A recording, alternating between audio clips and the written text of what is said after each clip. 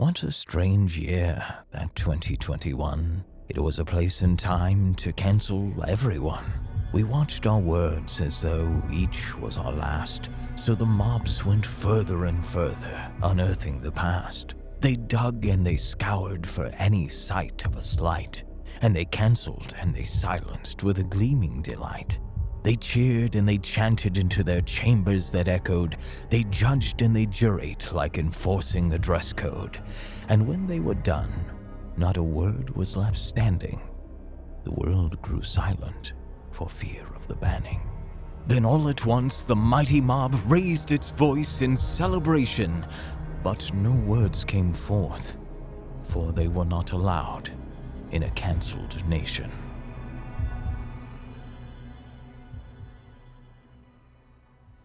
Oh, dark. All right, Slater Crusaders, America's the greatest country in the world. Shout out to director Eric for doing that, Dev for animating, well done. The genesis of this, if you don't know by now, is that the Dr. Seuss Enterprises has said they're gonna stop publishing 6 Dr. Seuss books because of racist images in them. I wanna talk about why. What's going on here? What are they doing? What is the root of this? What is the true story? Because it's insane, right? You're watching this, everyone you know is like, what? What? We're gonna know why.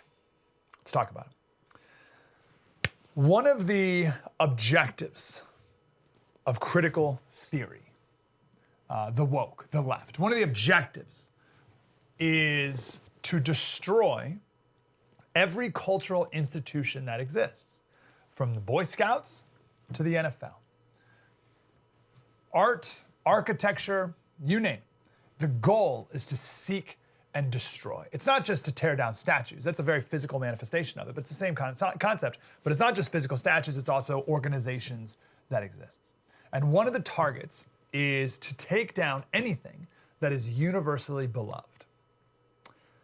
Plato talked about the good, the beautiful, and the true. So of course, if you're a postmodernist, you don't believe there's such thing as truth. Beauty is in the eye of the beholder, right? Nothing is good, and there is no truth, right? So you're gonna take down anything that society believes is good, beautiful, and true, and you do it by calling it racist and patriarchal and all these other buzzwords, right? So it's not only taking down the good, the beautiful, and the true, it's also taking down the beloved. This is why Vox, this week, wrote an article trying to take down Dolly Parton. They wrote an article about Dolly Parton's dark side, right? Why? Dolly Parton is universally beloved. That's the point. And by everyone, by the gays and by the Confederates, and everyone in between. Everyone loves Dolly Parton. And the left can't have that unity. Cannot have it. Dolly Parton and Dr. Seuss represent unity. And that is verboten. 2 days ago, you could have looked up Dr. Seuss online, no problem whatsoever. Go to the Barnes & Noble website or go to Amazon, whatever, you can buy all the Dr. Seuss books you can think of. Yesterday, you click on on Dr. Seuss. Dr. Seuss was trending on Twitter. You click Dr. Seuss and a warning screen appears. A warning screen. You can look at hardcore pornography on Twitter without any warning labels on it. Hardcore pornography. But Dr. Seuss, wow. Are you sure? Are you sure you want to see that? It's very disturbing. 3 minutes ago, he was a beloved children's author. And now, offensive. Sensitive material, beware. Kamala Harris, 4 years ago, wished Dr. Seuss a happy birthday. His birthday was yesterday, March 2nd. Barack Obama told a group of high schoolers in the White House that everything you need to know can be learned through Dr. Seuss. Here's Michelle Obama reading Dr. Seuss to a bunch of kids. Look at that minstrel show taking place in front of the children. Universal in Orlando is evaluating the Dr. Seuss themed part of their theme park. Right? Now, right now, there are 6 Dr. Seuss books that they're not publishing anymore. But the AP, the Associated Press, had this great line, The Cat in the Hat, one of Dr. Seuss's most popular books, has received criticism too, but will continue to be published for now. For now? For now? What do you mean for now? Dr. Cat in the Hat? Last year, this is a little fun fact. Who's the highest paid dead celebrity? Highest paid dead celebrity. I would have guessed Elvis, highest paid dead celebrity. Number 1, Michael Jackson. Number 2, Dr. Seuss. Dr. Seuss, second highest paid dead celebrity. $30 million. Now, radioactive can't touch him. Why? What's the root of it? Destroy everything that's beloved, destroy anything that has any unity to it, and that, once you destroy it, it makes room for their own woke garbage propaganda. Remember, NPR's Song of the Year for 2020 was Cardi B's WAP. Okay? It's one of the most filthy, disgusting, perverted songs you'll ever hear. And NPR called it the Song of the Year. Okay? But Dr. Seuss books are offensive. So there's two things here, actually. So critical thinking is good. Critical thinking is you ask questions to get closer to the truth. Critical theory says there's no such thing as truth. Right? So the point is to infiltrate organizations and institutions and destroy them. One institution that the left, the woke, seeks to destroy is childhood innocence. And this is a whole different topic. Maybe we can do more on this one tomorrow. But they need to destroy childhood innocence. This is why the left promotes drag queen story hour. Why else would we have drag queen story hours? Right? The purpose is to expose kids to a bunch of perverted drag queens and read them books about transgenderism. You cannot let kids go on with their childhood innocence because the left says that just embeds them into white supremacist, patriarchal, homophobic, transphobic culture. So you need to get at them young. You need to get at them as soon as possible. And Dr. Seuss doesn't do that. Remember, even Rex Kendry says you're either racist or anti-racist. If you're not anti-racist, then you're racist. And Dr. Seuss wasn't anti-racist. Therefore, he's racist. We got to get rid of him and put kids, put anti-racist literature in front of little kids. It's part of the abolishment of culture, right? Communist regimes throughout history have always had what they call year zero. It's starting from scratch. You have to remove everything of the past. It's the abolishment of culture. James Lindsay said the point here is to destroy every cultural marker that exists, every cultural anchor, every cultural institution, and then fill that void with their own propaganda. There's only so much room in a curriculum for elementary school kids, right? You can only read so many books. There's only so much time. So we got to cancel Dr. Seuss and replace it with Anti-Racist Baby by Ibram X. Kendi. This is the Arizona Department of Education website. Right? This is just from the other day. Arizona Department of Education talking about how it's never too young to talk about race to infants on the left. That's from 0 to 6, never too young to talk about race. And they claim at the Arizona Department of Education that parents must instill anti-racist attitudes and actions, quote, beginning at birth.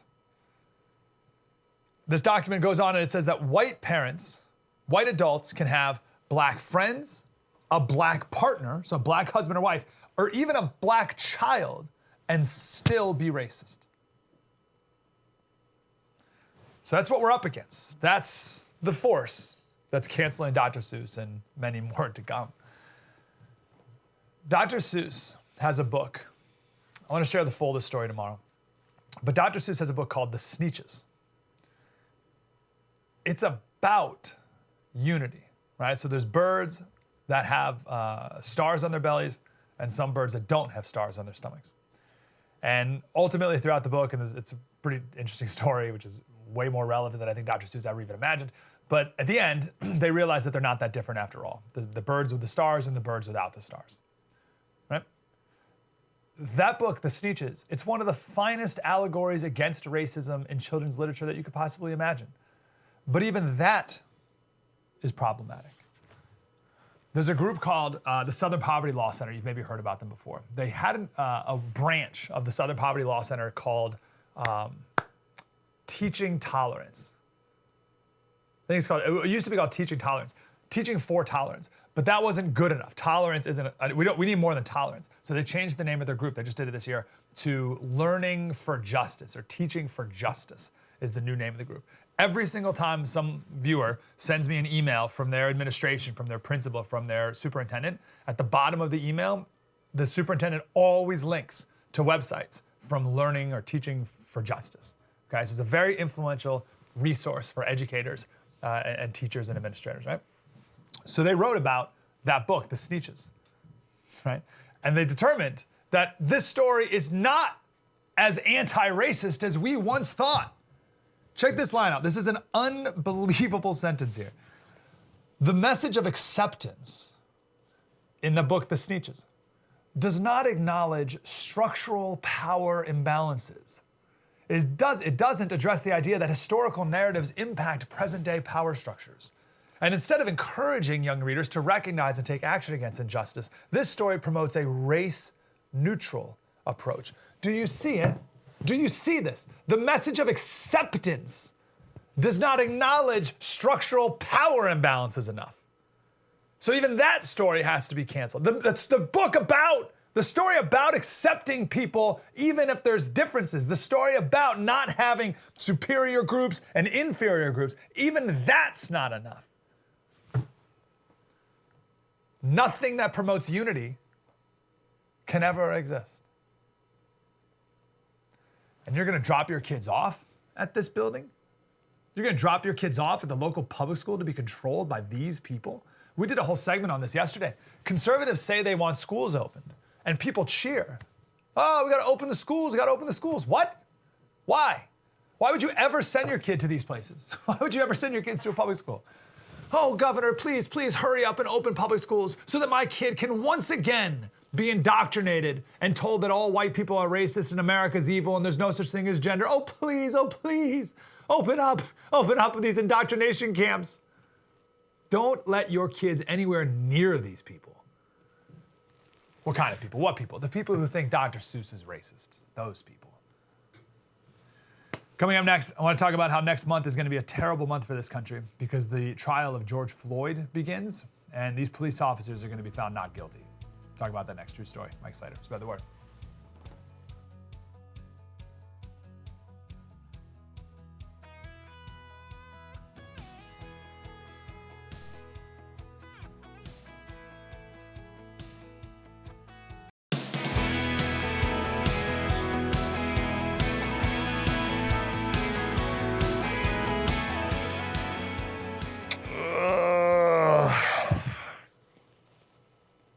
Get ready.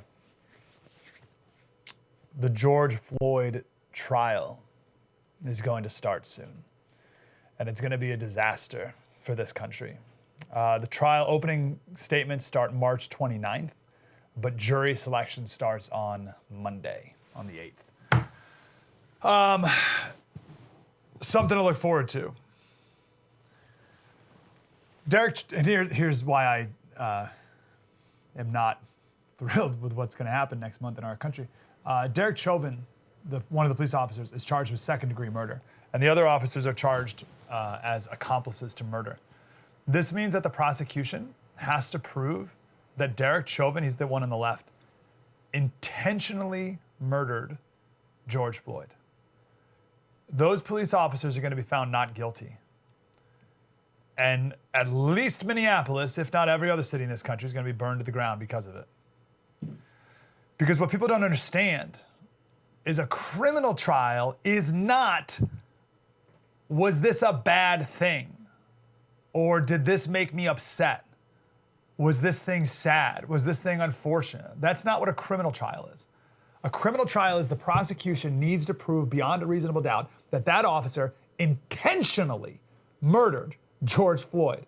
There is no way they can prove beyond a reasonable doubt that the police officer intentionally killed George Floyd. And these police officers are going to be found not guilty, and the activists are going to burn everything to the ground. The courthouse in Minneapolis, where they're having the trial, which brings into question the impartiality of the jury, if that's even possible anywhere in this country. But it's already a war zone. They're already prepared, right? They're already boarding up windows. I've seen double concrete barriers with barbed wire in between it. These officers are going to be acquitted, and the reaction to that is going to be worse than when George Floyd first died.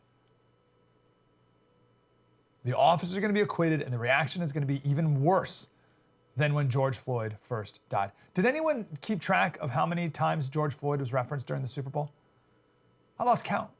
Feels like every other commercial and every like pre-show vignette had a George Floyd reference in it. And no one is going to believe what the trial is going to show. It'll be like OJ. We'll be living in two different planets when this trial begins. And I say they're going to be acquitted, they're going to be found not guilty. That is unless the jury is like the OJ jury. If you've seen the OJ documentaries, you have to watch the OJ documentaries. They're amazing. There's two. There's one that's like a documentary, and then there's one that's like a miniseries with David Schwimmer in it. They're both fantastic.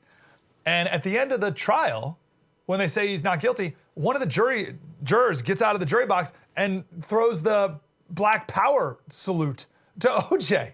Right? There's no way that jury was gonna say that OJ was guilty. So maybe there's something similar here with this jury. But if there's any unbiased jury, then the officers are going to be found not guilty. And I mean, this is really all you need to know. We're going to go through the defense here. But all you really need to know is that the lawyers for the officers, so the defense, they want the trial televised. The prosecution does not. So it's all about the medical report and the toxicology report. But let me say this, and this is true for all George Floyd discussion moving forward. Anyone watching this, don't get mad at me for this, right? And I'm not apologizing for anything. I'm not excusing anything. I'm just telling you what's going to happen, right? And I'm just to drive this point home again, they're going to be acquitted, and Biden and Harris are going to fan the flames, and they're going to talk about what a gross injustice this is, and the American court system is so biased against people of color, and how could this have happened, and we live in such a racist country, and black men can be murdered on the street by police, and it happens all the time. Remember last week, or maybe even on Monday, we did a segment where 44% of liberals think that police kill over 1,000 unarmed black men every year. 44% of liberals think it's over 1,000. And the answer is 13. But they think it's over 1,000, right? So that is a wild misperception. And that misperception is only going to be amplified by everyone in the media, all the way up to the president. And the claim that we're a racist country is going to be stronger than ever. And that's another reason why this is going to be so sad. Because no one who thinks that we're a racist country is going to look at the medical or the toxicology reports, right? Okay, so there's four main defenses that they're going to use. First, intentional murder. Intentional?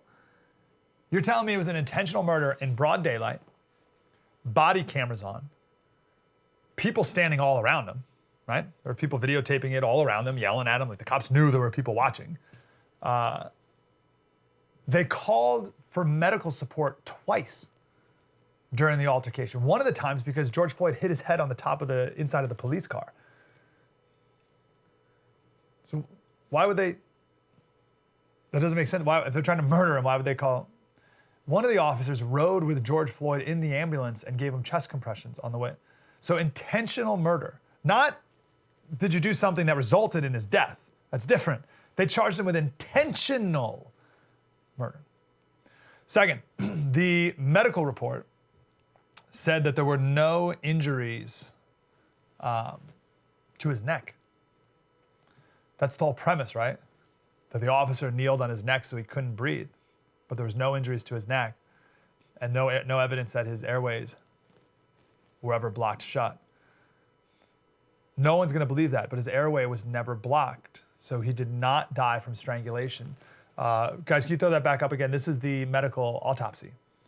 This is the second page. No life-threatening injuries identified. That's the top line. And then two down, no injuries of interior muscles of neck or the structures of the larynx, right, where you breathe. This is from the criminal charge against Derek Chauvin. Right? This is in the criminal charge. This is the prosecution. The medical examiner that's the ME. The medical examiner has made the following preliminary findings. The autopsy revealed no physical findings that support a diagnosis of traumatic asphyxia or strangulation, leaning on your neck. Mr. Floyd had underlying health conditions, including coronary artery disease and hypertensive heart disease. The combined effects of Mr. Floyd being restrained by the police, his underlying health conditions, and any potential intoxicants in his system likely contributed to his death. So the important part here is the no injuries to his neck. And then that last line, any potential intoxicants in his system. The famous line is, "I can't breathe," right? George Floyd said, "I can't breathe" 7 times before he was even on the ground.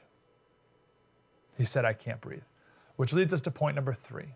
So again, point number 1, intentional murder. Point number 2, the medical report, no injuries to the neck. Point number 3, the toxicology report. George Floyd had 11 nanograms of fentanyl per milliliter of blood. Now, I have no idea what a nanogram per milliliter is. Like, I don't know. Like, if you told me, oh yeah, he had 11 nanograms, I'd be like, well, is that a lot? I don't know what, like, an 11. 3 is fatal. 3. They did a study of people in Florida, and even among hardcore habitual fentanyl users, which you're not one for a long time because you'll die, but they looked at the people who died from overdose, so people who used fentanyl frequently. 9 nanometers was the, nanoliters. 9 was the median fatal dose, and George Floyd had 11. And he had methamphetamine in his system as well. So you had fentanyl and meth. Both of those cause what's called pulmonary edema. That's fluid in the lungs. When you have a lot of fluid in your lungs, you can't breathe. The medical report said his lungs were 2 to 3 times the weight of normal lungs. Earlier in the body cam footage, early in the altercation, this is before things got heated, an officer asked, "Why are you foaming at the mouth?" Here's what George Floyd said. We have the moment. Are you on something right now? No, nothing. Because you acting real erratic. Man, I'm scared, man. Let's go. God, you got man. foam around your mouth too? Yes. Yes, I was just hooping earlier. I was hooping earlier. Hooping is when you place drugs in your anus, as opposed to taking it orally. What America saw was a man die of a drug overdose. And at least half this country, whatever portion of this country, is never going to think that ever, no matter what you say. You could say he had 1,000 grams of fentanyl in his system, and nothing would matter. 4th reason why these officers are going to be acquitted. These police officers completely followed Minneapolis Police Department protocol on every single thing that they did. They tried to get him in the car in the beginning, and he's like, "Oh, I'm claustrophobic. And they're like, "Okay, we'll roll down a window. We'll put on the air conditioning. Just get in the car." George Floyd asked to be put on the ground. And that's when the officers got on top of them. And it wasn't just that one officer on his neck, right? The video that everyone saw for the first few weeks or even months, it was just that one video where you just see the one officer. And I bet if you asked 100 people how many officers were on his back, they would have said the one.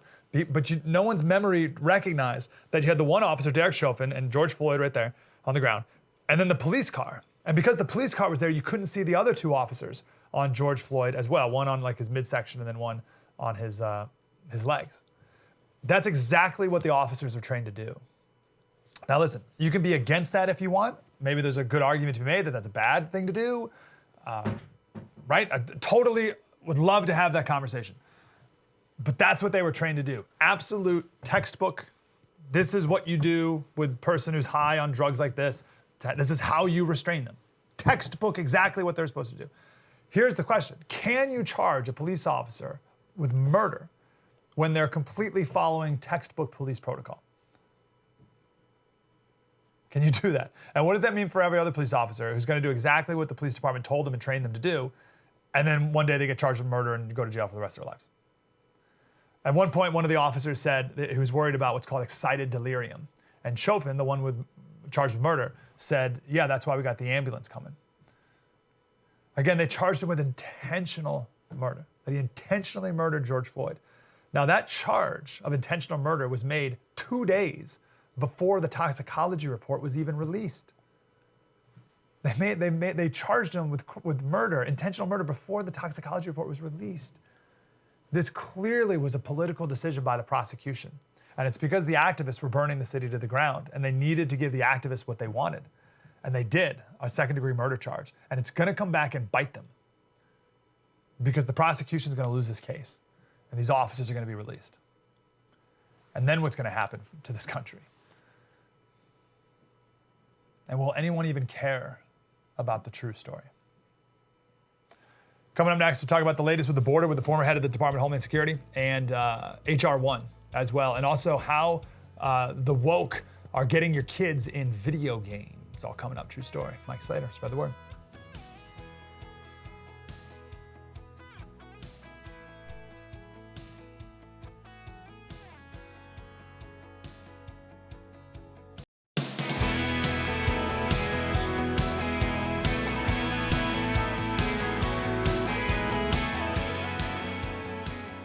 Hey, Slater Crusaders, I want to go right to our next guest. He is the former acting deputy secretary at the Department of Homeland Security, Mr. Ken Cuccinelli. Mr. Cuccinelli, how are you, sir?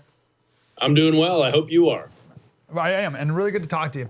We know that when Trump was president, it was kids in cages, and that's all we heard. It was a Holocaust, concentration camps at the border, et cetera. And now they're overflow migrant centers or whatever, right? What was the situation with kids at the border, and what's the situation there now? Well, one thing your viewers should know is, in addition to obviously being kids and kids are special, there's a legal and logistical difference to children at the border from everybody else. You've heard a lot about catch and release. When adults come over, even though the law says we're supposed to hold people through their immigration hearings, when there's just too many, they get caught and they get released, thus the term catch and release. But with children, you can't just release children out onto the streets. So you literally have to hold them. You have to find sponsors or family members or what have you. And so there's no easy out. And so it is critically important that you have the facilities and you have the manpower to deal with the children, and they don't. And the reason they don't is because the Biden effect has resulted in a tsunami of illegal immigration, and they have basically made it clear to all of the illegal immigrants out there that you can get your children in here, we will take them, and we will not deport them. And that becomes the anchor to bring the rest of the family in. So they've laid out a strategy that human smugglers that don't care about the well-being of these children or these families are taking full advantage of. They're making thousands of dollars off of each. And you see what the result is on the American side at the border. Is there truth to this, or is this an exaggeration that there's a market for getting children south of the border to bring them across and give them to people who are not their family members in order to get that free pass? So there's no question that even when we just did pilots, investigating whether the children coming across and appearing to be with a family were actually part of that family, we found that anywhere from a sixth to a fourth were not. And, wow. You know, for those people who might think those are small numbers, I mean, these are human beings. These are children who are literally being used to try to create the appearance of a family. So why would you do that? Because families can't be held more than 20 days. So we encountered children who were recycled across the border 4, 5, 6, 7, 8 times.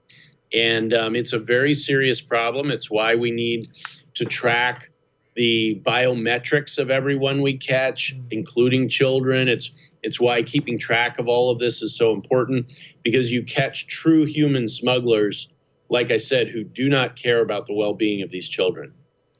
You mentioned catch and release and the overflow of the whole system. Why can't it go faster? And I know I'm easy for me to say, right? But you haven't been there. Why can't the system go way, way faster so there's not this huge overflow and backlog? So, I mean, the amount of due process that we have imposed on this system. And when you hear due process, you think that's a good thing. It's an American thing. But the process by which immigration determinations are made when people cross illegally is so backlogged, and it is so slow, and there are so many opportunities for the illegal immigrants to kind of muck it up, if you will, and their nonprofit attorneys and so forth, that it takes forever to get through the process. And part of the problem is, even when you get through that process, we have an administration now in the Biden administration that says, we're not going to deport you. For 100 days, we're not going to deport anyone except terrorists and convicted murderers. Oh, thank you very little. And which, by the way, is one of the reasons for the tsunami at the border, because they know once they come in, no one's going to remove them. They just have to wait it out. They also see the amnesty effort on the Biden administration's part, and they see the H.R. 1, where they're trying to register people to vote regardless of their citizenship. For something as important and something like border security, you would think this is something that would need to be sustained, like a sustained principle and policy at the border, and not flipping back and forth every couple of years when there's a new president and a new administration. So I asked that because we had Trump there for a couple of years, and now we have Biden. That's a totally different worldview. So what's the different worldview that the Democrats have when it comes to the border that makes, therefore, for different policy?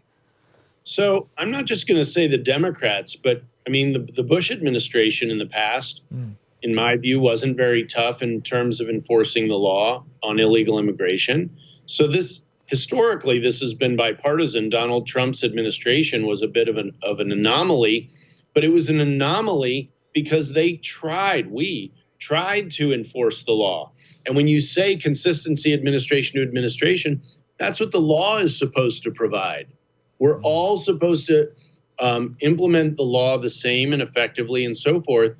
And yet the Biden administration has flouted it, has made it clear they're not going to enforce it. And you see the results at the border. It's a growing crisis. By the way, they won't even admit it's a crisis. It's incredible. Can you give us a little perspective of what the border is like? I don't know if that means numbers or if you want to share a story, because everyone's got their own movie in their head about what the border looks like and how many people are coming across and who's coming across. What's your perception of that? Sure. And one interesting thing with a 2,000-mile border with Mexico is it is different place to place. You know, you get down to the Rio Grande Valley, which is near the Gulf of Mexico in Texas. That's where you have the largest number of illegal crossings going on. And it's truly just a massive traffic jam of human beings, mostly walking, coming over illegally. And they're back to the point, instead of running from law enforcement, they're running to law enforcement, which tells you their view of how our government is functioning. That the government itself has become a link in the human trafficking chain. And Joe Biden and Kamala Harris have made that a conscious decision to undertake that position. And that's where the government is right now. And so it really is overwhelming to those communities. And you've probably read recently about COVID testing going on there. They're coming up COVID positive and then getting on buses to travel all over the country because the folks in Brownsville who are giving them the tests and finding they're positive don't have any authority to stop them. And, NBC reported this just in the last couple of days. So there are all sorts of pictures to this. And as tough as I am, as much as, and I know you are, as much as we want the law enforced, when you see a picture of a family that's, brought all its belongings and so forth, it tugs at your heartstrings. And we want what's best for everyone in the world. But the reality is we can't remain a sovereign nation if we don't keep borders and if we don't insist on people using our legal immigration system, with which, by the way, we are still far and away the most generous nation in the world, as we were under President Trump. I'll point to one statistic counter to the narrative about the president. In the last 40 years, the Trump administration achieved the number 1 position and number 3 position in annual statistics for granting asylum. We were first, third, and 10th in the 3 full years before I left the department. And number 1 was something like 15% ahead of number 2. I mean, we blew away number 2. So we never gave way on our number 1 most generous position in the world under President Trump, but we insisted that illegal immigration was not only wrong, but we were actually going to enforce the law. And it's amazing the forces that came to bear, judges, nonprofits, the whole radical left, including a lot of money from there, to stop the enforcement of the law. If you don't like the law, you're supposed to change the law. The president, current president, Biden, swore an oath to uphold the law, and he is declaratively not doing that on the border. Ken Cuccinelli, former acting Deputy Secretary of Department of Homeland Security. Mr. Cuccinelli, I hope we can talk again. Yes, I hope so. Good to be with you. Thanks for your service, sir. Appreciate you. All right. I'm here in San Diego, so we have a perspective down here as well. We'll talk much more about border security as time goes on. I guarantee you that, because it's going to get much, much worse. The idea that immigrants run to law enforcement as opposed to away, that says everything you need to know right there. All right, coming up next, we'll talk about how they are getting propaganda into video games that your kids are intaking. We'll do that next. True story. Mike Slater, Spread the Word.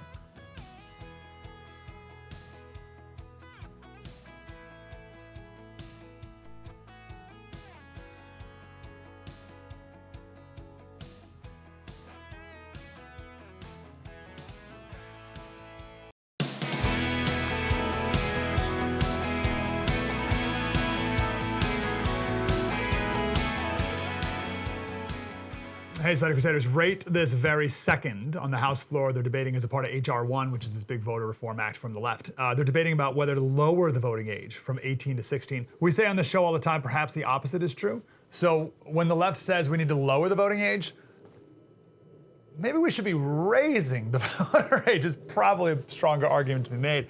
But that ties into what we talked about in the very first segment about destroying the innocence of children. Now we have to make every aspect of childhood from 0 to now 16, even being allowed to vote perhaps one day, make everything political.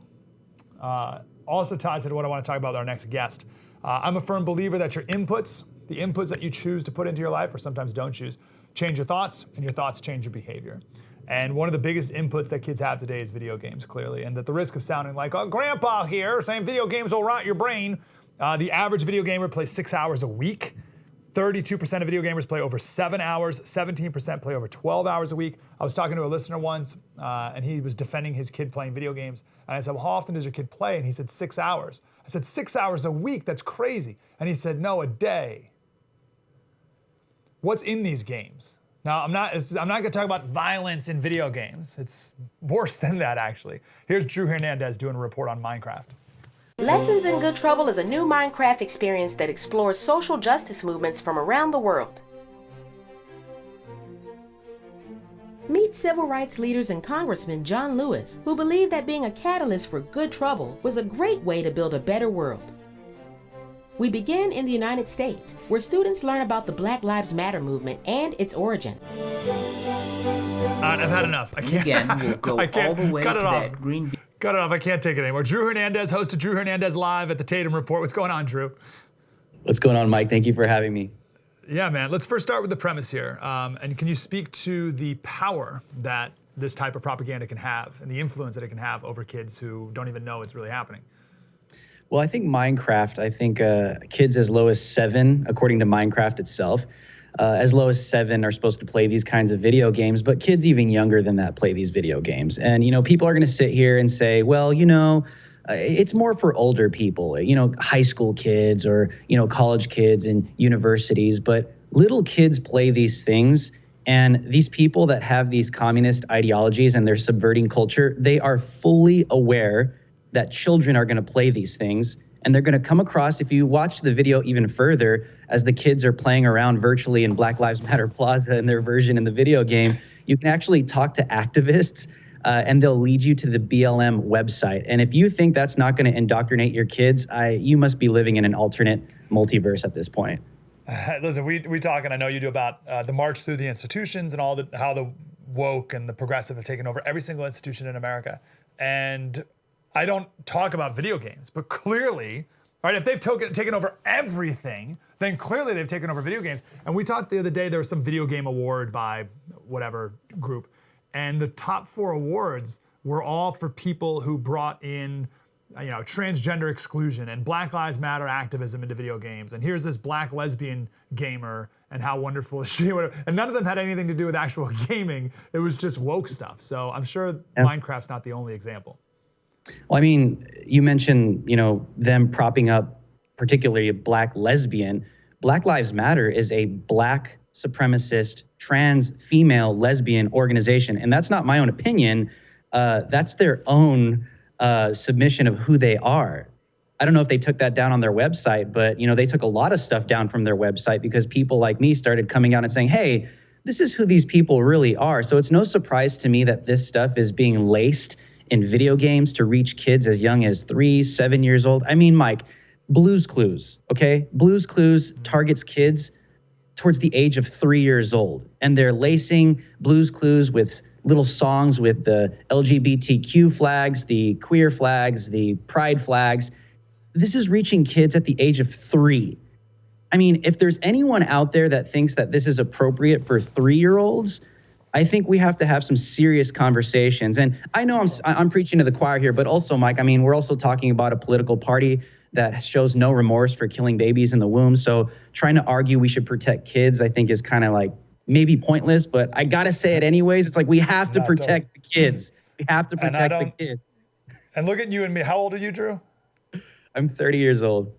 Yeah, I'm 36. Like, look at us, like a bunch of old fogies talking about protecting children. You know what I mean? Like, it's like, guys, wake up. And I know there's parents of young kids watching now, as I am, who may not even realize what's going on in video games or cartoons or whatever their parents are choosing to outsource to raise their kids for them, to be frank about it, because that's what these video games and cartoons are doing.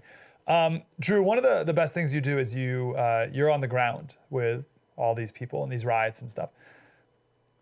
What have you seen, and more so than just action, like, who are these people? What's their, we did a segment, I think yesterday, on hurt people, and just anger and bitterness and what that can do to someone. So what have you seen on the ground in that regard? Yeah, well, I've covered undercover extensively Antifa and Black Lives Matter. So Antifa they're a neo-anarchist movement that seeks to see the destruction of America from the inside. They infiltrate society, they infiltrate, they attack businesses, they will pressure businesses if they have some kind of disagreements. They want to see Western society burn to the ground completely. And I think you could see that in the footage that you're watching right there. That's a clear indication of who these people are. That is what they want to accomplish in the United States of America. They want chaos. They want to destabilize the system, and they want to see the American system collapse. Now, Black Lives Matter is a neo-communist organization. That is not anyone's opinion. They themselves have declared that they are trained Marxists. And Karl Marx literally believed many very alarming things. Destabilizing the nuclear family. He wanted to detach children from their parents. This is why you see Black Lives Matter going after children in video games, trying to reprogram children and basically parent children in video games. But they also have the same goal in mind. Black Lives Matter hides themselves behind race, okay? And this is why it's very hard, especially if you're white, to come out and say the things that I'm saying, because you automatically get designated a white supremacist or a racist, because if you talk against Black Lives Matter, then you don't care about black people. But what is behind Black Lives Matter? They're anti-nuclear family. They're anti-Western civilization, literally. They want to see the American system burn to the ground. They have a black, lesbian, trans women supremacy mentality. All their leaders, that is who they try to identify and put at the forefront. That's why you see it in Disney. That's why you see it in Hollywood. That's why you see it in video games. It's always this same overtones, this same agenda that begins to unfold. And on the ground, what I have really seen is they are serious about what they do. People think, oh, it's just dumb. This is getting stupid. It's comical. Look at BLM in cartoons, BLM in video games. No, these people are serious about what they want to do.